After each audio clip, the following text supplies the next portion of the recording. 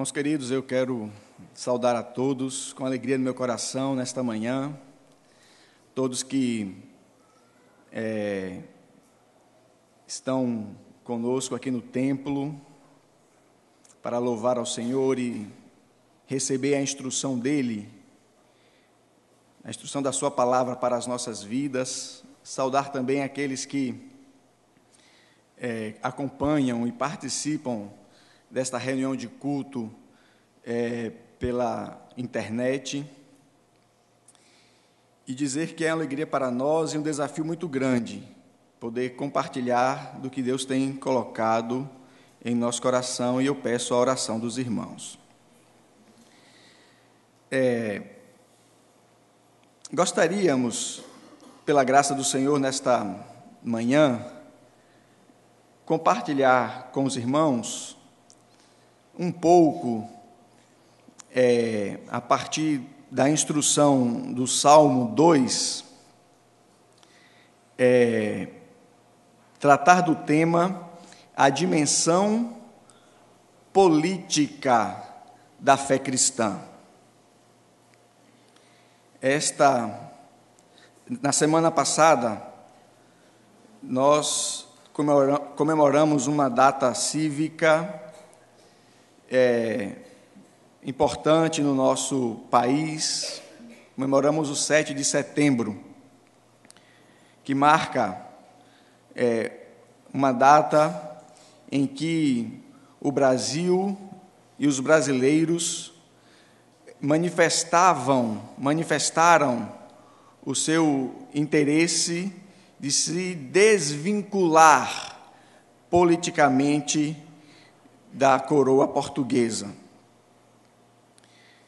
Há muita crítica sobre a história da independência do Brasil, uma independência proclamada e declarada.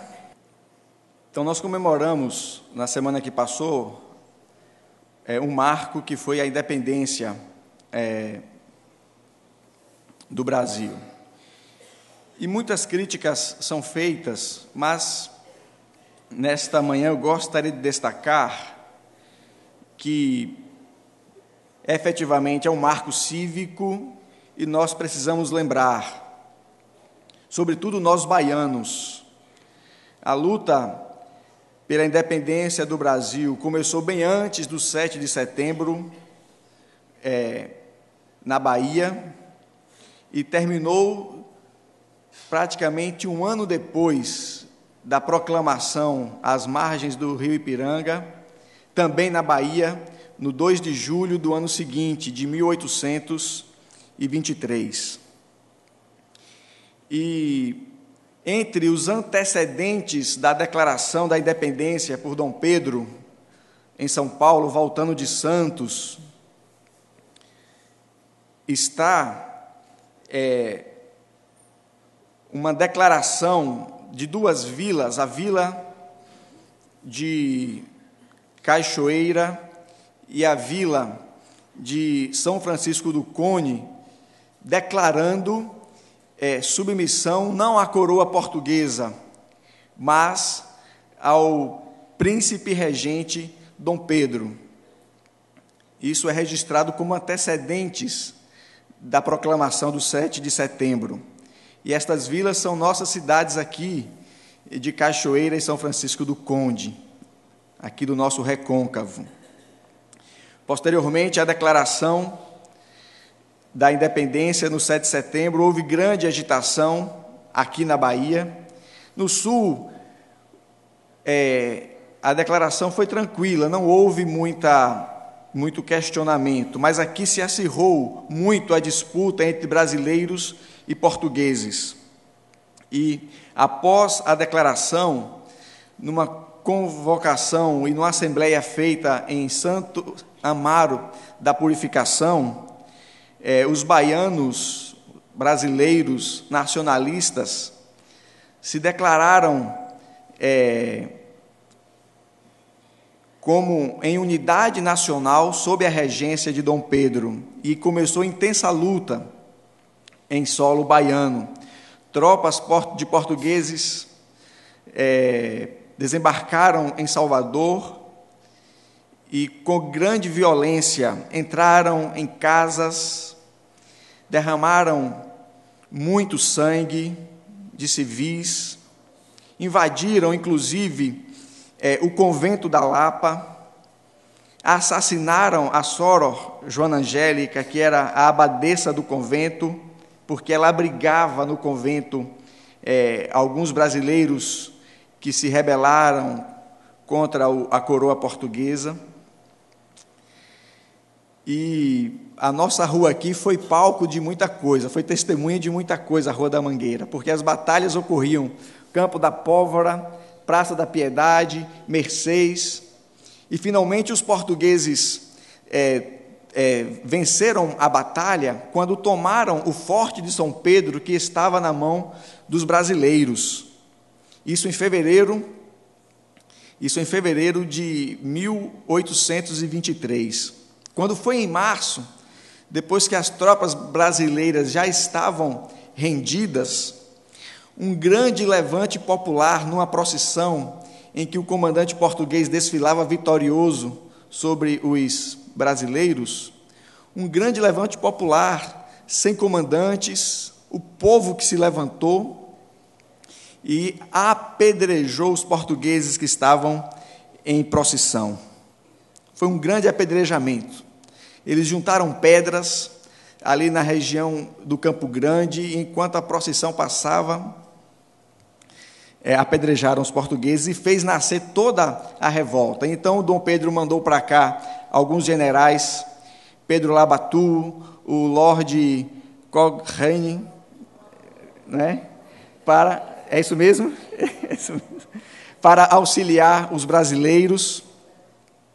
E a história fala que em nossa terra muito sangue foi derramado e os portugueses não se renderam.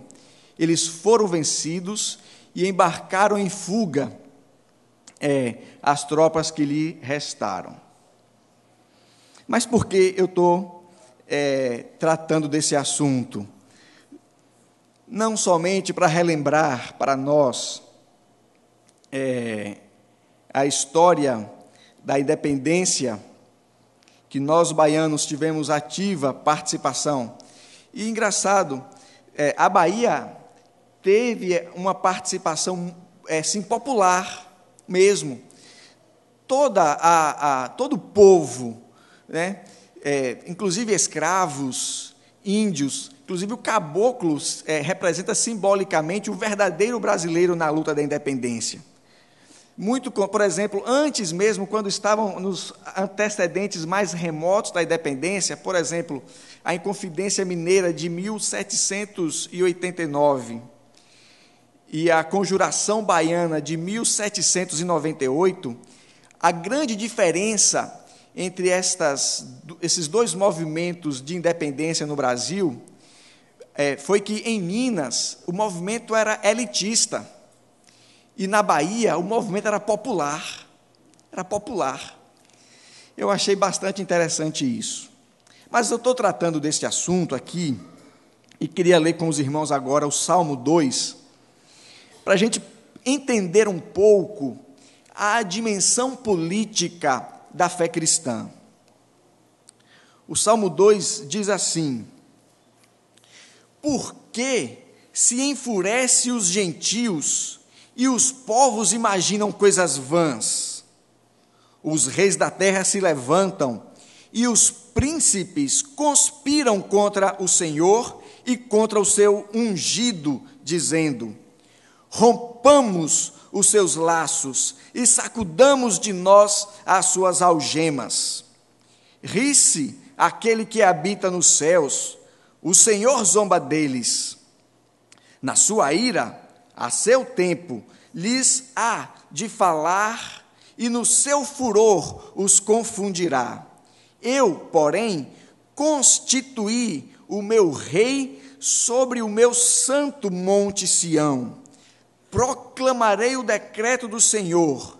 Ele me disse: tu és meu filho, eu hoje te gerei.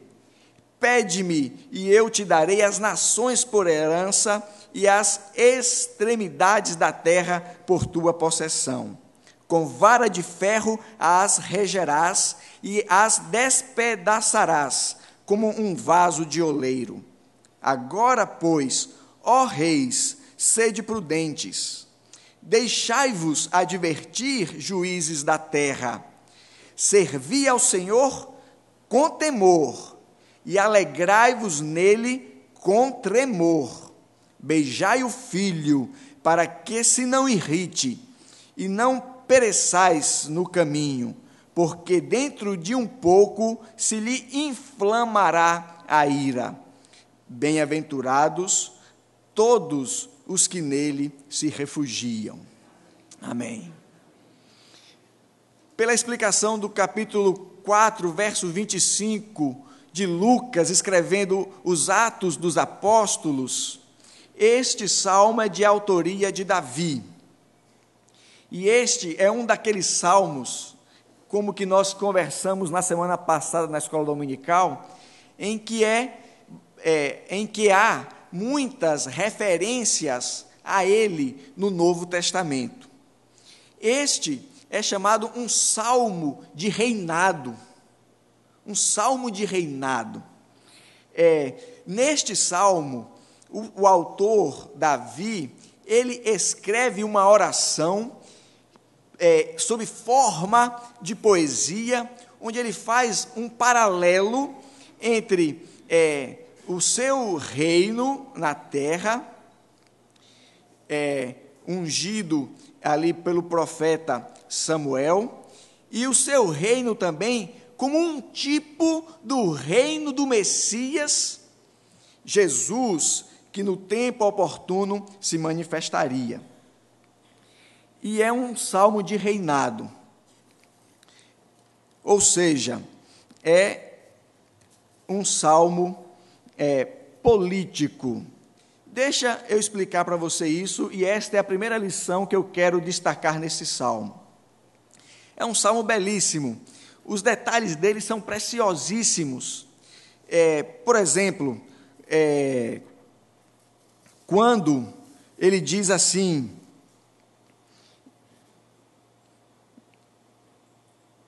Tu és o meu filho, eu hoje te gerei. Esta referência são as referências lá de Mateus, quando Jesus é batizado, quando Deus fala, a vós, este é meu filho amado, em quem me comprazo, está fazendo referência a este salmo. Aquelas passagens de Hebreus que nós lemos na escola dominical da semana passada, se você for observar, naquele contexto, além do Salmo 110, são feitas também esta citação: Tu és o meu filho, eu hoje te gerei. O apóstolo Paulo, em Atos 13, explica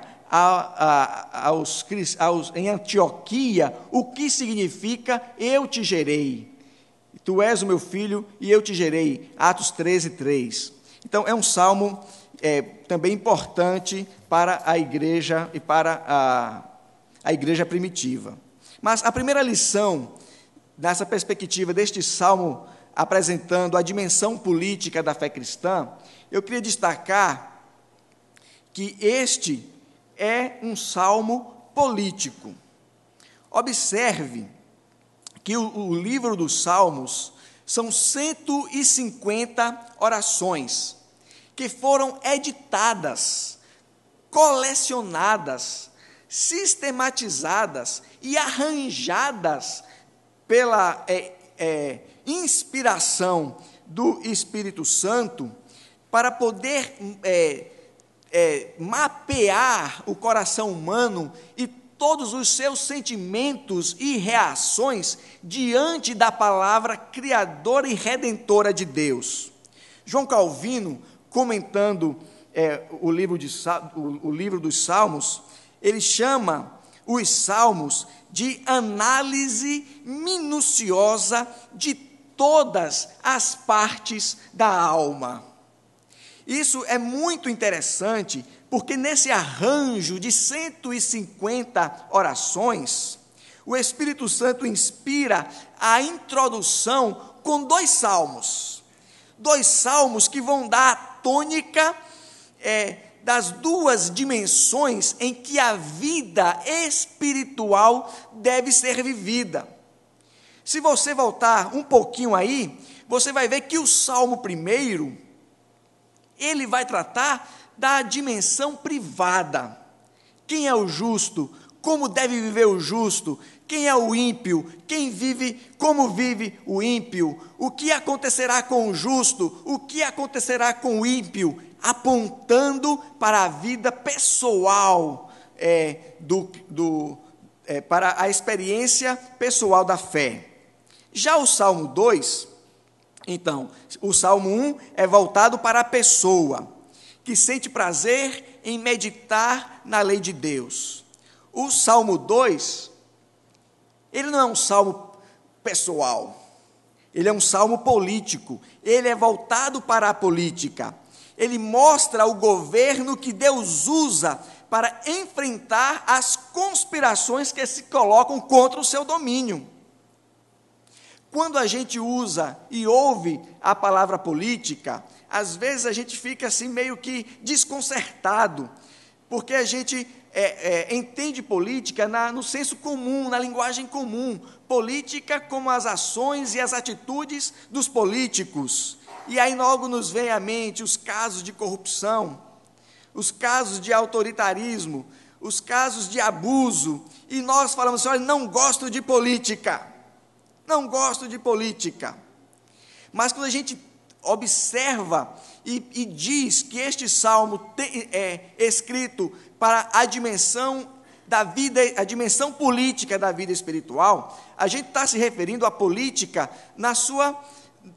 no seu sentido, da sua palavra, da sua origem, de polis, ou seja, cidade no grego. Política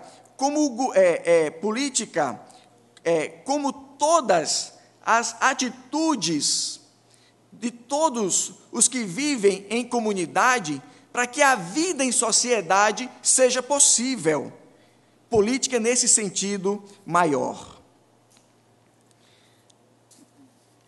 Tudo que as pessoas fazem quando vivem em sociedade.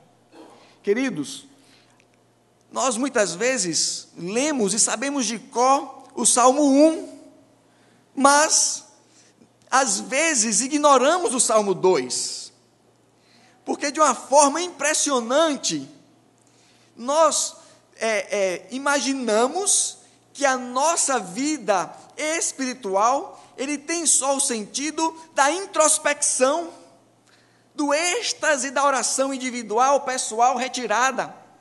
Mas o Salmo 2 está aí para nos mostrar que a vida espiritual tem uma dimensão política, tão importante quanto o Salmo 1 na sua dimensão pessoal, individual, introspecta, é também o Salmo 2 na sua visão política da regência de Deus sobre tudo e sobre todos, como nós cantamos: Tu és soberano. Está equivocadíssimo. Eu acho tão bonito quando Calvino diz isso. Está equivocadíssimo. Claro que ele não diz com essas palavras que eu não anotei, né? Que está equivocadíssimo quem pensa que o Deus Todo-Poderoso se preocupa com um pardal que cai e não está nem aí com as injustiças entre os homens, com a fome, com as drogas, com os casos de corrupção. Se o argumento e a lógica é outra.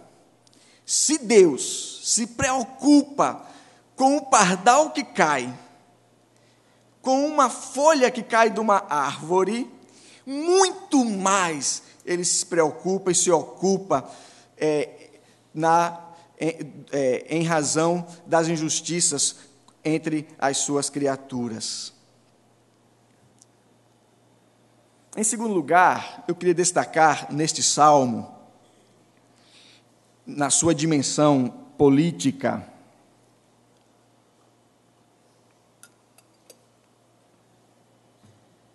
que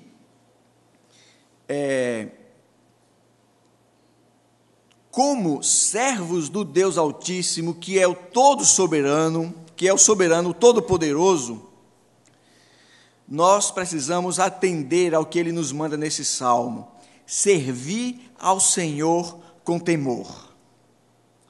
Servir ao Senhor com temor. Às vezes, quando a gente fala no serviço ao Senhor, nós praticamos um exercício de redução ou de reserva mental para limitar o serviço aos nossos cultos. Quando muito imaginamos as ações de evangelização, incrivelmente nós excluímos a ideia de que servir ao Senhor com temor é também exercer o mandato cultural que Ele outorgou para nós, o mandato cultural de transformação da sociedade. O mandato cultural é a reconciliação de todas as esferas da vida, que possibilita essa transformação das esferas, de todas as esferas da vida. Ela é possibilitada pela obra vicária de Cristo, com vontade original de Deus para a sua criação. Esta missão envolve todas as esferas da vida humana, inclusive o evangelismo. E essa busca pela transformação não nos leva ao pensamento e nem à ideia de que um mundo perfeito vai ser criado aqui. Não é isso. Nós sabemos que nós militamos aqui como peregrinos e recebemos de Deus um mandato cultural de transformar a nossa realidade, de melhorar o nosso mundo, consertar a sociedade, embora saibamos que a perfeição somente será quando Cristo voltar, naquele dia.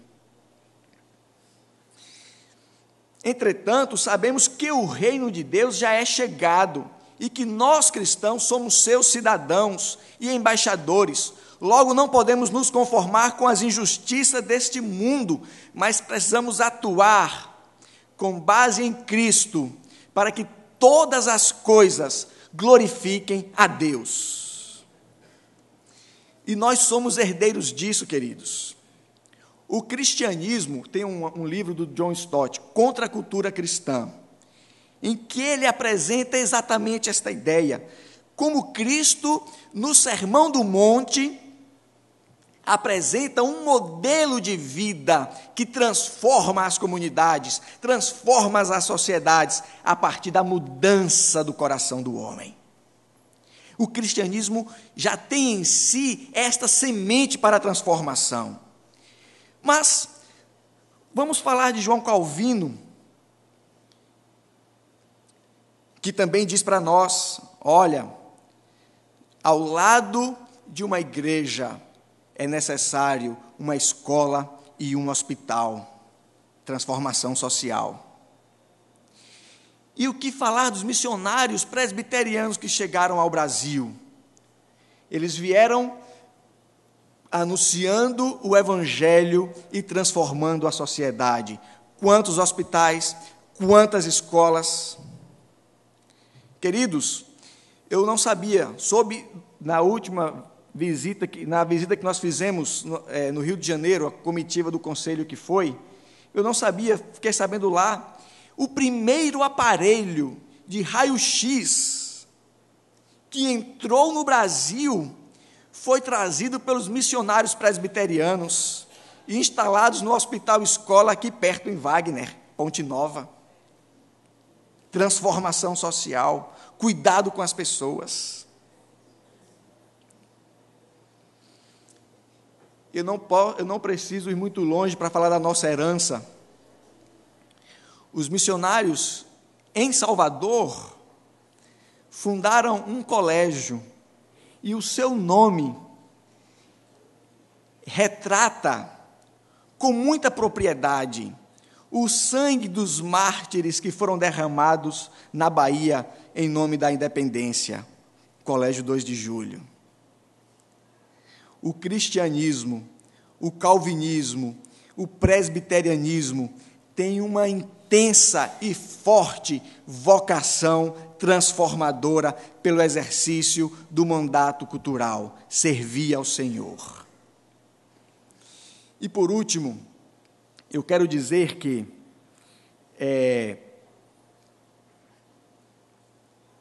a oração é um ato político.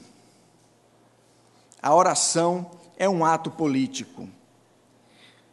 Vejam só vocês, o livro dos Salmos são 150 composições poéticas, como Calvino fala, que retrata, que mapeia toda a alma do ser humano e apresenta as reações e as experiências e sentimentos desta alma para com Deus. São 150 orações. Ao lado de uma oração privada da devoção pessoal do Salmo 1, está a oração do Salmo 2, que é uma oração política, uma oração de governo, uma oração de reinado.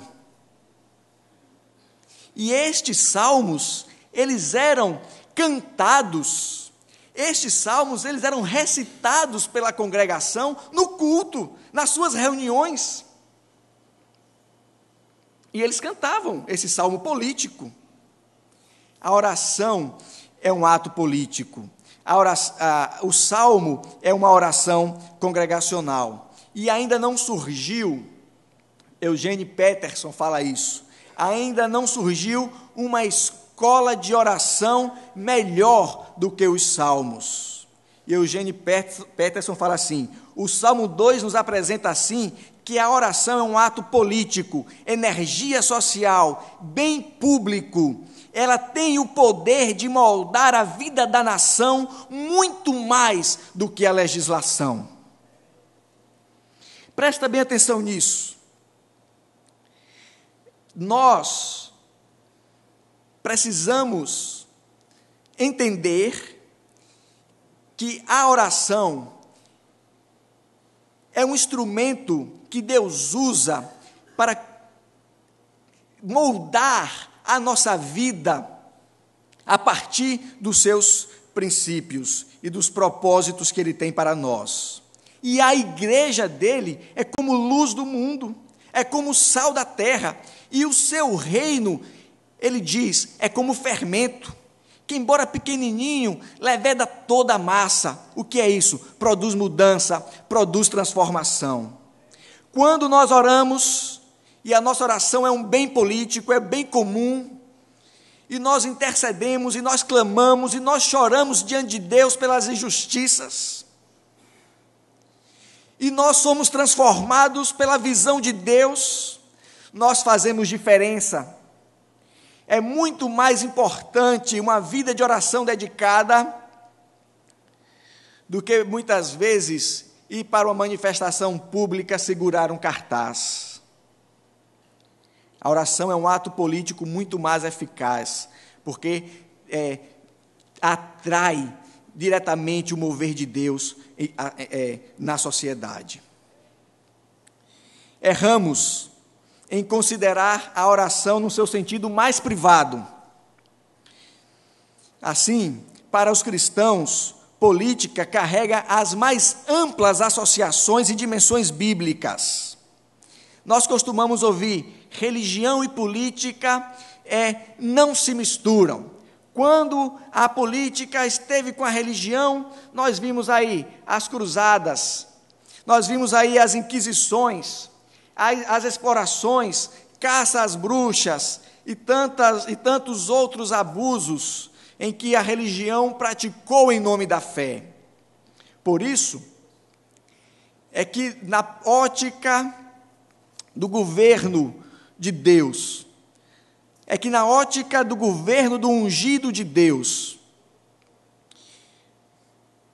a oração é o instrumento que une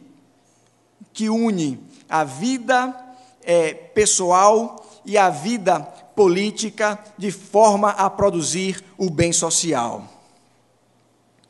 A oração é o único caminho adequado para o grande efeito de colocar religião e política em relação dinâmica, sem os abusos que porventura podem acontecer. Quando a fé deixa de ser fé para ser uma ideologia política e uma disputa pelo poder. Eu queria, voltando,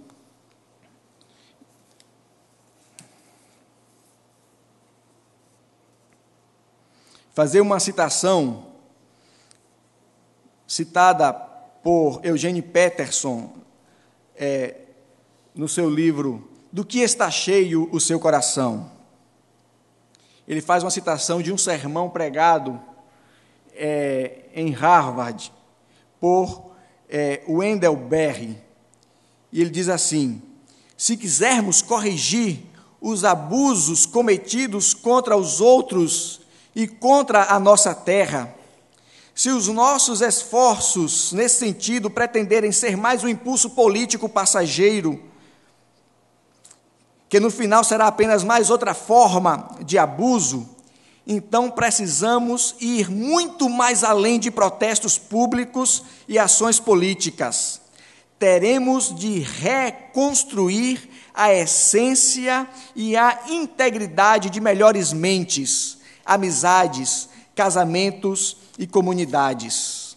E diz mais: colocamos tanta esperança na política, nas reformas sociais, só para descobrir que estamos sendo privados do nosso bem mais precioso, a vida espiritual. As celebradas façanhas tecnológicas, incluindo a conquista do espaço, não redimem o homem da indigência moral. Precisamos da labareda espiritual. Precisamos do avivamento. Precisamos da oração, porque a oração é um ato também político. E eu gostaria de concluir fazendo a leitura do texto que está registrado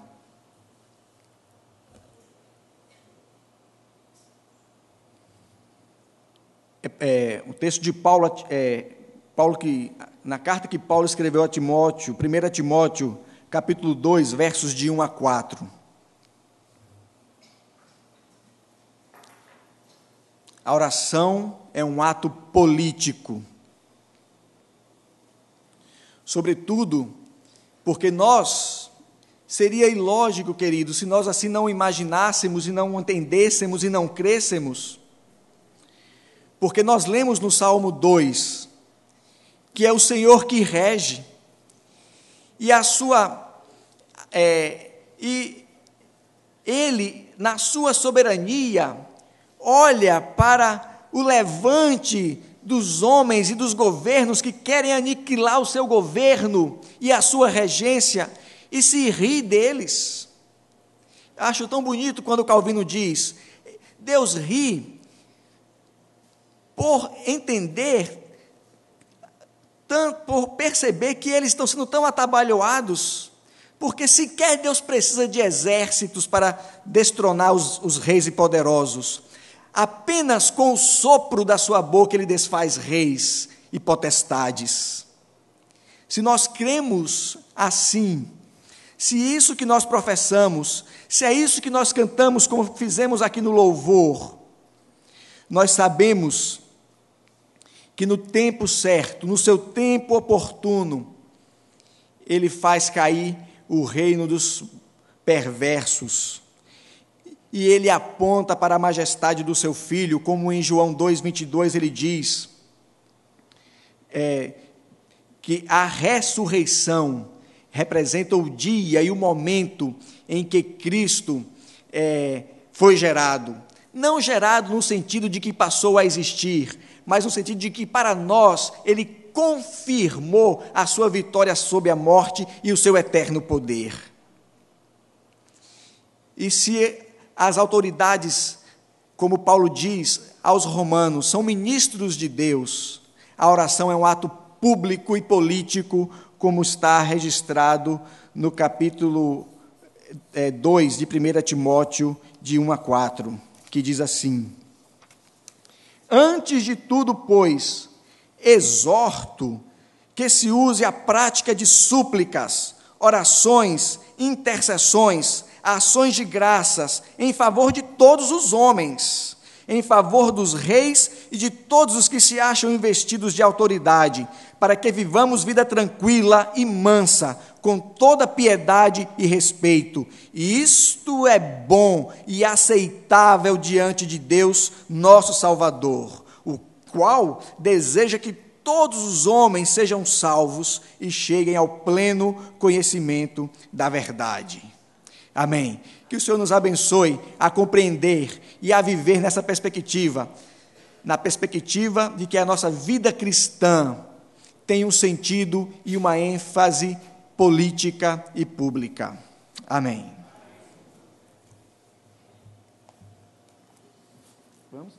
Vamos cantar o hino A Minha Pátria é para Cristo, de número 379.